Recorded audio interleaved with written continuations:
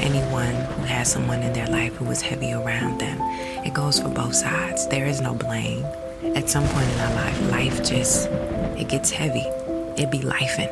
It spills over into things, but I want you to recognize that sometimes, when we are dealing with things, we can't hand it over to other people and expect them to make it right for us. Sometimes we have to sit in a space of isolation. Sometimes we have to sit in it. Sometimes we just have to deal with it on our own, knowing that dealing with our situation ourselves brings us closer to the understood between mind, spirit, God, and everything in between. Sometimes people can't be our breakthrough. Sometimes people can't get us to where we're going.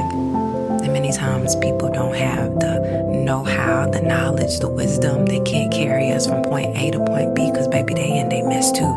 Listen, I'd hate to be the bearer of bad news, but baby, you gotta stop bleeding on people and expecting them to be content with your residue. It's not fair to you or them. And I'd also like to add that you may be a little heavy for the ones who aren't able to hold you up. And that's my baby. That's okay. Some burdens were never meant to be shared. They were meant to be released. And you keep spilling pieces of yourself, hoping someone will see the mess and fix it for you. But no one can clean up what you're unwilling to address, and healing starts with acknowledgement, not with waiting for someone else to carry the weight for you.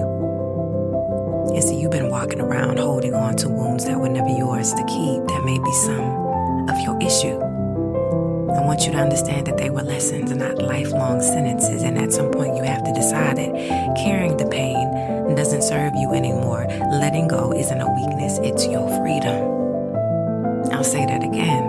Letting go isn't a weakness. It is your freedom, my baby. And not everyone is meant to hold you through your storm, because some people are merely umbrellas, temporary shelters, and others are the storm themselves that's teaching you resilience. And a select few are the calm after the chaos, but you have to survive the storm to first recognize all of these things. And it's also time to stop handing out tickets to people who were only meant to be passengers in your life for a season. And not everyone deserves a permanent seat in your journey. And that doesn't mean that you're heartless. It means that you're learning discernment. And you've been pouring from an empty cup, hoping that someone would notice it and fill it in for you. But what if filling in is your job? What if no one can quench your thirst but you?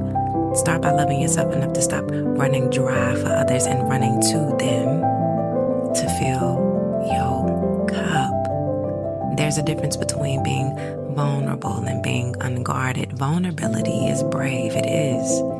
It's showing your scars and your wounds openly.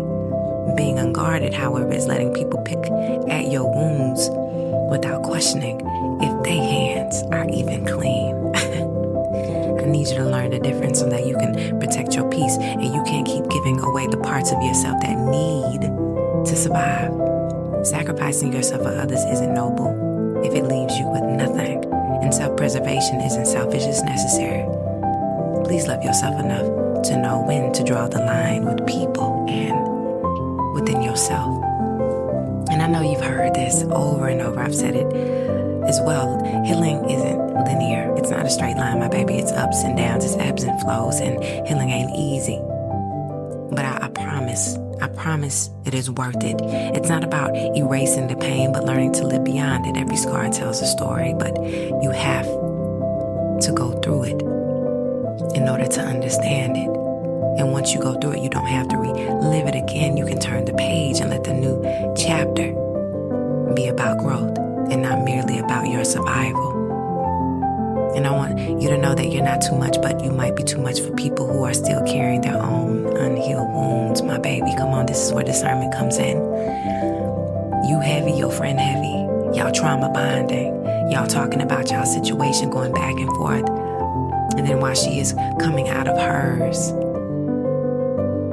you keep pouring and pouring and pouring, and baby, then she goes back into that ebb and flow that I was talking about, right? Because see, sometimes it's not just, it doesn't just level out for a while. Ebbs and flows happen. You become too heavy.